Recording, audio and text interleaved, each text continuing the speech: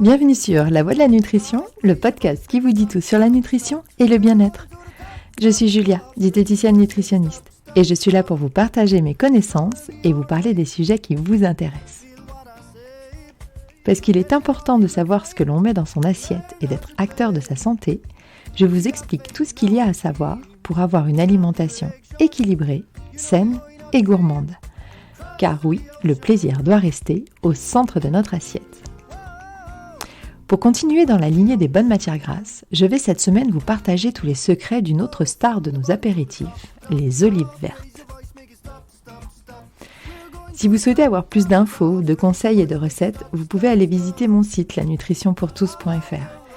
Et si vous avez encore plus de questions ou besoin d'un accompagnement personnalisé, n'hésitez pas à me contacter. Mais quoi qu'il arrive, n'oubliez pas que votre santé et votre corps méritent le meilleur. Alors, ne les confiez pas à n'importe qui. Je vous souhaite une bonne écoute.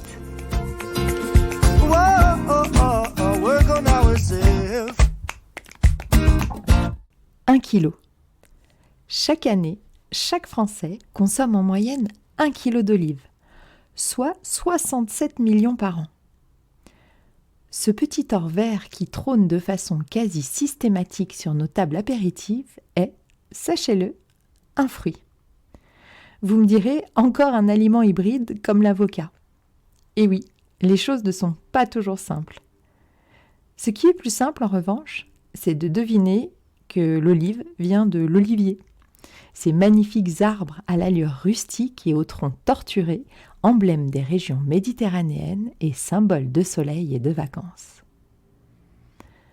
Encore une fois, la nature est formidable, car pour ces arbres, qui peuvent atteindre parfois 1500 à 2000 ans, pour qu'ils donnent le plus de fruits possible, le sol doit être pauvre et sec.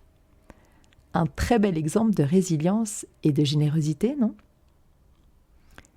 Et en plus, ce fruit apporte des bons lipides qui protègent notre système cardiovasculaire et des polyphénols, le best-of des anti-inflammatoires.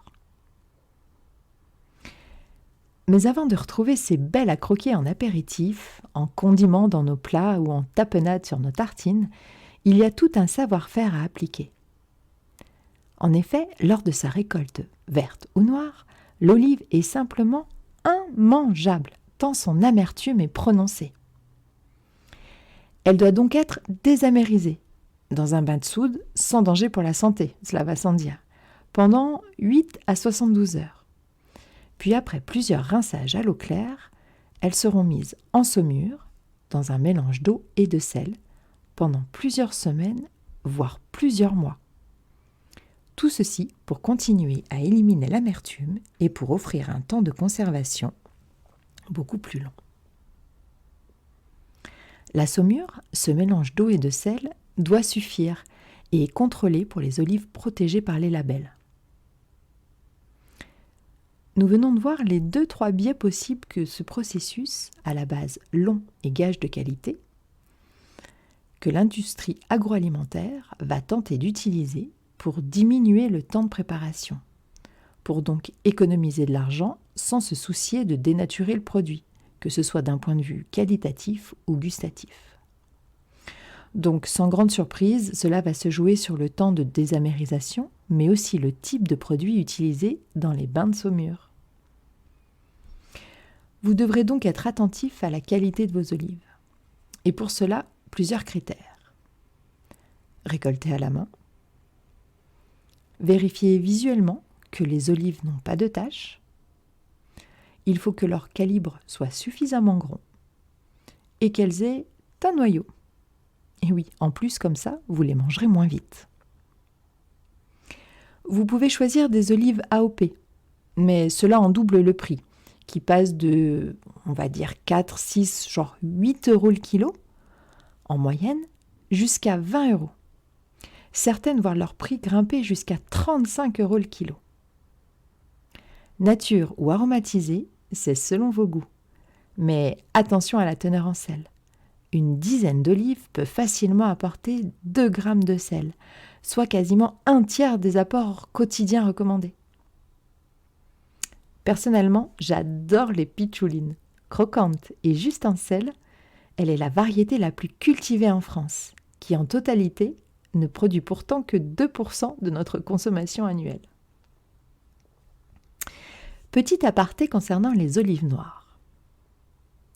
Tout d'abord, sachez que ce sont les mêmes variétés, les mêmes arbres que pour les vertes. La différence réside dans la maturité. Une olive verte en mûrissant deviendra noire. Et puis abordons le délicat sujet des fausses olives noires. Vous les reconnaîtrez car elles sont peu ou pas fripées. La chair est très lisse, très brillante à l'extérieur et à l'intérieur est ferme et caoutchouteuse. Alors qu'une vraie olive noire, de par sa maturité, a une chair, disons, plus pâteuse, plus mûre. Elle va se dilater plus facilement. Alors vous allez me dire, c'est pas parce qu'une olive noire n'est pas fripée comme un charpet que c'est une fausse olive. Et vous aurez en partie raison. Ce sont de vraies olives, mais des olives cueillies vertes, puis teintées avec du glucinate ferreux, de la rouille en poudre, pour faire simple.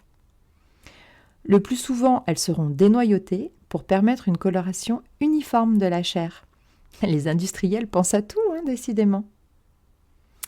Encore un coup du service marketing, car les industriels vont jusqu'à nous faire croire que grâce à cet ajout de fer, la fausse olive noire deviendrait un atout santé en apportant une dose de fer pour lutter contre la fatigue. Vaut mieux entendre ça que d'être sourd, mais ça reste particulièrement irritant, car on se doute bien que l'intérêt final des industriels reste le gain d'argent, puisque l'on passe de plusieurs mois de préparation à quelques jours. Ne vous laissez pas abuser par la mention « olive noire confite ». Si le gluconate de fer apparaît dans la liste des ingrédients, fuyez. Et si votre pizzaiolo préféré gratifie votre napolitaine ou votre margarita avec ce type d'olive, changez de crèmerie, enfin, de pizzeria.